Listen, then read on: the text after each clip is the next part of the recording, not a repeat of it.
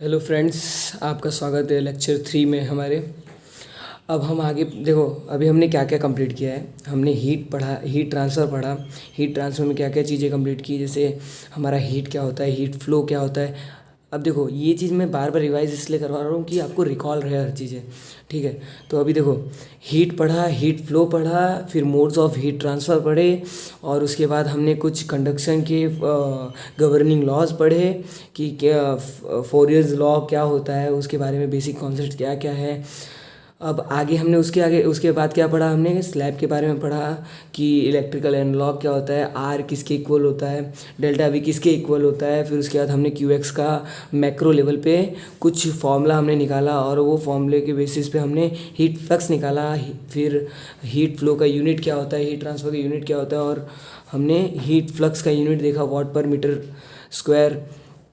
अब हम आगे लेक्चर 3 पे आए हैं, जहाँ पे हम क्या करेंगे, हमने स्लैब तो पढ़ लिया। अब अगर वहीं 1 से 2, 2 से 3, 3 से 4 अगर स्लैब हो तो हम उसे कैसे डील करेंगे, उस चीज़ों को हमें देखना है। अब आगे देखो, यहाँ पे हमारा लेक्चर क्या है, लेक्चर 3 में हम क्या पढ़ने वाले हैं आज, heat transfer through composite slab. अभी हमने स्लैब देखा था ओनली, अब यहाँ क्या देख रहे हैं, कंपोजिट स्लैब इन सीरीज़। ये चीज़ एकदम प्रॉपर ध्यान देना, क्योंकि अगर मैं पैरेलल पढ़ाऊँगा तो उसका कॉन्सेप्ट कुछ और होगा, सीरीज़ पढ़ाऊँगा तो उसका कॉन्सेप्ट कुछ और होगा। और देखो, जो भी चीज़ें हैं यहाँ पे सीरीज़ में, जो भी चीज़ें यूज़ होंगी वो इलेक्ट्रिकल की बेसिस पे ही होंगी, और हम यहाँ पे स्प्रिंग का कॉन्सेप्ट नहीं लगाएंगे। ये चीज़ माइंड में डाल देना, ठीक है। अब आगे पढ़ते हैं।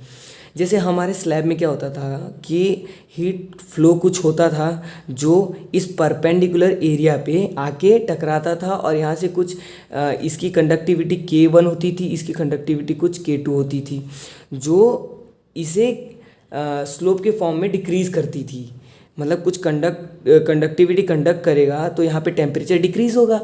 तो वो कितना डिक्रीज़ होता है, कैसे डिक्रीज़ होता है, उसे हम आगे वाले अभी जो वीडियो चल रहा है हमारा, उसमें हम पढ़ेंगे कि क्या होता है रियल में, ठीक है। अब आगे देखते हैं। यहाँ पे क्या है, मेरा टेम्परेचर T1। बिकॉज यहाँ पे T1 टेम्परेचर मैंने क्यों लिखा, क्योंकि बाहर की टेम्परेचर कुछ होगी जो ये वाले वॉल पे पड़ रही होगी। तो यहाँ पे T1 टेम्परेचर कुछ इंटरमीडिएट में टेम्परेचर लूज़ हुआ होगा, और उसके बाद टेम्परेचर उसका कुछ होगा। फिर उसके बाद कुछ हम जिस रूम में पैक्ड हैं उस रूम का टेम्परेचर कुछ होगा T2, ठीक है। तो यहाँ पे T1 टेम्परेचर है हमारे पास, Ti टेम्परेचर है, T2 टेम्परेचर है, कंडक्टिविटी है, और हमारे पास ये perpendicular area H into B, ये हमारा H इंटू बी हमारा कुछ एरिया है, ठीक है। अब मैं इसको इलेक्ट्रिकल एनालॉग पे डिफाइन करना चाहूँ तो मैं क्या लिखूँगा यहाँ पे, हमारा यहाँ देखो इलेक्ट्रिकल में क्या होता है कि Q की जगह फ्लो क्या होता है वहाँ पे, करंट, और रेजिस्टेंस की जगह पे यहाँ पे जो रेजिस्टेंस है उसकी जगह पे वहाँ पे क्या होता है, R रेजिस्टेंस होता है, और T की जगह पे क्या होता है, कुछ वोल्टेज होते हैं जो यहाँ पे ड्रॉप होते हैं। वोल्टेज क्या होते हैं यहाँ पे सीरीज़ में ड्रॉप होते हैं। उसी के बेसिस पे हमने यहाँ पे हीट फ्लो करवाया, उसका कुछ रेजिस्टेंस है, और यहाँ पे क्या है, टेम्परेचर जो यहाँ पे ड्रॉप हो रहा है, ठीक है। अब हम आगे देखेंगे, ठीक है। अब देखो, हमारा जो डायग्राम था वो कुछ ऐसा था।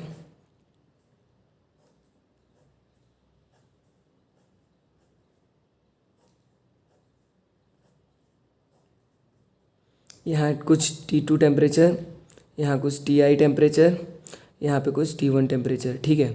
अब यहाँ पे देखो, हम यहाँ कन्वेक्शन नहीं पढ़ रहे, तो यहाँ पे कन्वेक्शन में कैसा होता है कि यहाँ बाहर की तरफ भी जो यहाँ पे बाहर की तरफ क्या, यहाँ सॉलिड टू सॉलिड क्या हो रहा है, हीट फ्लो हो रहा है।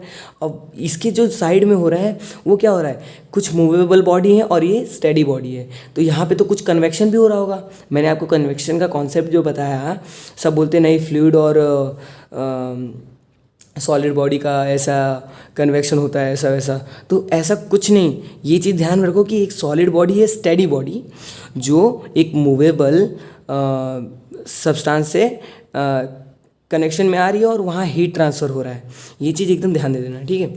अब यहाँ क्या हो रहा है, हीट मेरा फ्लो हुआ, चलो मेरा यहाँ क्यू चला यहाँ से चला तो ये कुछ परपेंडिकुलर डिस्टेंस पे आके परपेंडिकुलर एरिया पे आके टकराया। टकराने के बाद क्या हो रहा है, इसकी कुछ कंडक्टिविटी हुई जिससे ये टेम्परेचर मेरा ड्रॉप हुआ और उसके बाद वापस ड्रॉप हुआ और बाद में यहाँ पे आके मेरा T2 टेम्परेचर यहाँ पे मैंने मेंटेन कर लिया। इस वॉल के थ्रू मैं जिस रूम में हूँ उस रूम में यहाँ मैं हूँ, यहाँ पे रूम के टेम्परेचर पे मैंने ये चीज़ देखी कि ये T2 टेम्परेचर पे आके इतना तक ये ड्रॉप हो रहा था। वो कितना ड्रॉप हो रहा होगा वो किस फॉर्मूले से हम निकालेंगे, वो ये फॉर्मूला है। हमने अभी जस्ट स्लैब के लिए कुछ फॉर्मूला पढ़ा था, क्या ये वही फॉर्मूला है? QX is equals to T1 minus TI ये देखो, अभी मैं अगर सिंगल स्लैब के बारे में बात करूँ तो यहाँ पे क्या होगा, T1 माइनस TI। अब आप बोलोगे कि यहाँ माइनस क्यों नहीं लिया? माइनस इसलिए नहीं लिया क्योंकि यहाँ पे मैं फाइनल माइनस इनिशियल नहीं कर रहा हूँ, यहाँ मैं इनिशियल माइनस। अब मैं माइनस कॉमन निकाल दूँ, यहाँ पे माइनस माइनस प्लस हो जाएगा, तो मैंने वही चीज़ की है। तो T1 minus TI divide by L1 divide by K1 into HB, ये जो चीज़ है वो K इंटू A था।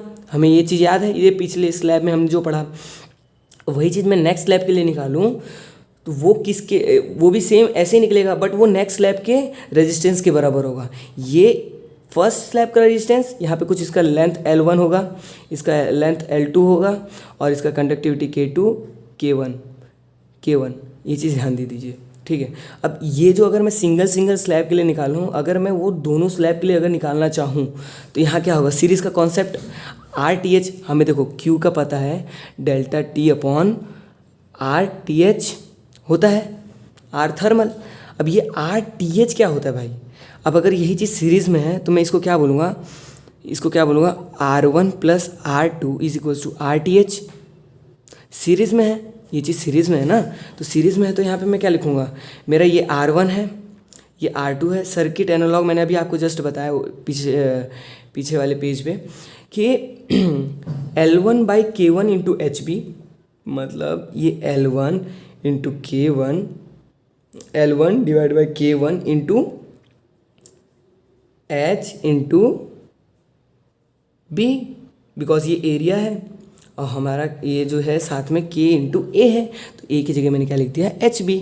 अब यहीं पे अगर मैं क्वेश्चन में बोल दिया है कि आपको एरिया से कोई मतलब नहीं है, उसने 2D डायग्राम बना के आपको दे दिया कि मुझे खाली टेम्परेचर के बारे में निकालना है, एरिया सबका सेम होगा। बिकॉज यहाँ पे एरिया देखो, एरिया सबका सेम है। यही अगर पैरेलल कंडीशन होता तो कुछ और एरिया होता। ये चीज़ आप एकदम अगर क्लियरली समझ गए हो तो एक बार कमेंट सेक्शन में बोलना, जो भी अगर मेरे को आपको डाउट लगे वो चीज़ मेरे को कमेंट सेक्शन में बता देना, मैं उसे सॉल्व कर दूंगा, ठीक है।